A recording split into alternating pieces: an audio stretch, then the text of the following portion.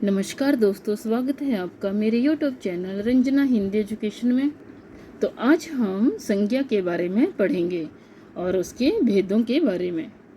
तो सबसे पहले हमारे पास है परिभाषा। तो संज्ञा की परिभाषा क्या होती है?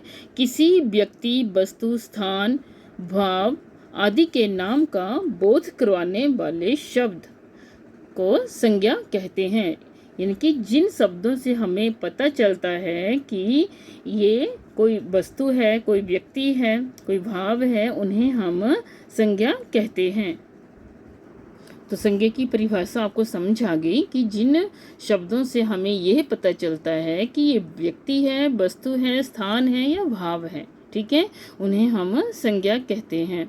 और संज्ञा के कितने भेद होते हैं? संज्ञा के 3 भेद होते हैं: व्यक्तिवाचक संज्ञा, जातिवाचक संज्ञा और भाववाचक संज्ञा। ठीक है, वैसे तो कहने वाले कई कहते हैं कि संज्ञा के 5 भेद होते हैं। नहीं, संज्ञा के 3 ही भेद होते हैं। बाकी जो हमारा जातिवाचक है और भाववाचक है उनके आगे अलग भेद होते हैं। तो उन्हें मिलाकर बनते हैं हमारे 5।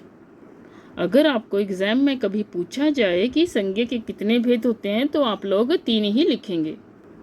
तो पहला है हमारा व्यक्तिवाचक संज्ञा। ठीक है, जिन संज्ञा शब्दों से यह पता चलता है कि ये कोई व्यक्ति है, ठीक है, ये किसी इंडिविजुअल चीज के बारे में बताया जाता है, किसी एक वस्तु के बारे में, यानी कि किसी चीज का नाम वहां दिया गया हो, वहां हम कहते हैं व्यक्तिवाचक संज्ञा। तो वे संज्ञा शब्द जो किसी विशेष व्यक्ति, वस्तु, स्थान आदि के नाम का बोध करवाए। मतलब किसी विशेष, किसी इंडिविजुअल, किसी एक पर्सन का, एक थिंग का, ठीक है, वहाँ व्यक्तिवाचक संज्ञा होती है। जैसे नेहा, शीनू, मीनू, ये क्या है? नाम है। ये तीनों क्या हैं? दोस्त हैं। दिल्ली, जैसे दिल्ली शहर है, ठीक है, वैसे और भी कई शहर जिनके नाम दिए गए हों उसे हम व्यक्तिवाचक संज्ञा में डालेंगे। और जैसे कि शहर ही लिखा गया हो, बड़ा शहर, छोटा शहर, तो वहाँ हम क्या लिखेंगे? जातिवाचक संज्ञा। तो ये क्या हमारे व्यक्तिवाचक संज्ञा जब नाम दिया गया हो। जैसे नदी का नाम दिया है, ठीक है, कृष्ण, इस तरह से ये जो भी हैं ये हमारे व्यक्तिवाचक संज्ञा में आएंगे। तो व्यक्तिवाचक संज्ञा के कुछ उदाहरण हैं। ताजमहल आगरा में है, ठीक है, तो ताजमहल आगरा, ठीक है, ये क्या हमारे ताजमहल भी और आगरा भी व्यक्तिवाचक संज्ञा में आएंगे। जैसे हिमालय भारत का गौरव है, तो हिमालय जो है वो भी हमारा व्यक्तिवाचक में आएगा और भारत भी हमारा व्यक्तिवाचक में आएगा। जैसे मुझे अमिताभ बच्चन की फिल्में पसंद हैं, तो अमिताभ बच्चन ये किसी व्यक्ति का नाम है, तो ये किस में आएगा? हमारा व्यक्तिवाचक संज्ञा में। नेक्स्ट है हमारा जातिवाचक संज्ञा, ठीक है, जिसमें हमें किसी विशेष जाति के बारे में पता चलता है।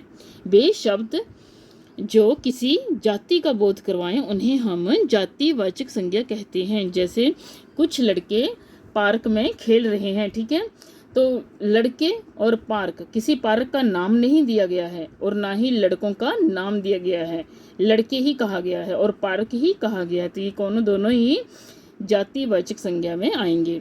जैसे आगे है घर, बच्चे, माता पिता।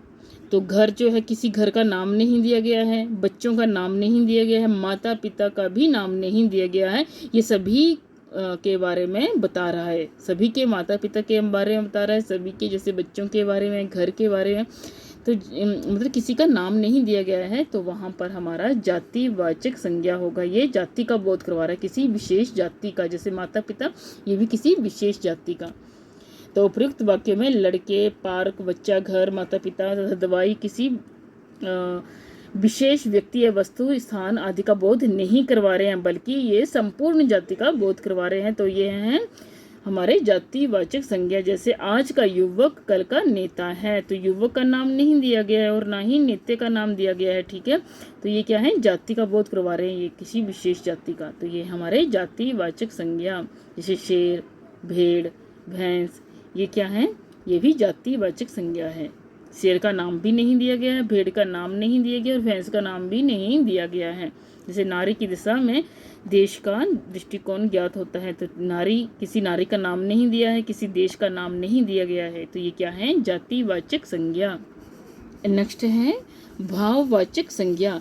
वह संज्ञा शब्द जो किसी अवस्था अथवा भाव का बोध कराते हैं, मतलब किसी की अवस्था से बूढ़ा, मोटा, पतला, बचपन, इस तरह से जो अवस्था के बारे में बताते हैं, या किसी भाव मतलब जो हमारे मन के भाव होते हैं उनके बारे में बताते हैं, उन्हें हम भाववाचक संज्ञा कहते हैं। जैसे आगे है एग्जाम्पल है, ईशा नाम की एक लड़की है, वह कोई भी काम ईमानदारी तथा लगन से करती है। ठीक है, तो ईमानदारी ये भी एक भाव है, लगन भी भाव है। हमारा स्वास्थ्य जो है वो भी हमारे अवस्था में आता है। कैसा स्वास्थ्य हमारा, वो हमारा अवस्था में आता है। मधुरता, मिठास, ये सारे भाव में है। ठीक है, तो हमारे भाववाचक संज्ञा में आएंगे। जैसे उदाहरण के लिए, बचपन में गांधी जी बड़े शर्मीले बालक थे। तो बचपन, और ये क्या है, अवस्था है, गांधी जी की अवस्था है, बचपन की अवस्था ये है। शर्मीले उनके भाव आ गया। ठीक है, क्रोध, क्रोध भी भाव आ गया। सर्वस्व, ये भी भाव आ गया। ठीक है, लालिमा, उत्साह, हरियाली, लंबाई, चौड़ाई, ये सारे भाव में आते हैं। तो भाववाचक संज्ञा को पढ़ने की एक और आसान ट्रिक्स है। जैसे जो शब्द, ठीक है, जिन शब्दों को हम स्पर्श नहीं कर सकते, छू नहीं सकते, वो हमारे भाववाचक संज्ञा में आएंगे। ठीक है, और जिनको हम छू सकते हैं, देख सकते हैं, वो हमारे किस में आएंगे, औरों में, व्यक्ति में या जाति में। ठीक है, लेकिन जिनको हम छू नहीं सकते हैं, टच नहीं कर सकते हैं, वो हमारे भाववाचक संज्ञा में आएंगे। नेक्स्ट है हमारा, जैसे कुछ किताबों में संज्ञा के 5 भेद लिखे गए हों, लेकिन वो 5 भेद वो संज्ञा के भेदों में नहीं आते, वो अन्य भेदों में आते हैं। ठीक है, जो अन्य भेद होते हैं, तो संज्ञा के अन्य 2 भेद होते हैं, द्रव्यवाचक संज्ञा और समूहवाचक संज्ञा। ठीक है, तो द्रव्यवाचक में क्या होता है, लिक्विड पदार्थ जो भी होते हैं, जैसे वे शब्द जो किसी द्रव्य अथवा पदार्थ का बोध करवाते हैं, उन्हें हम द्रव्यवाचक संज्ञा कहते हैं।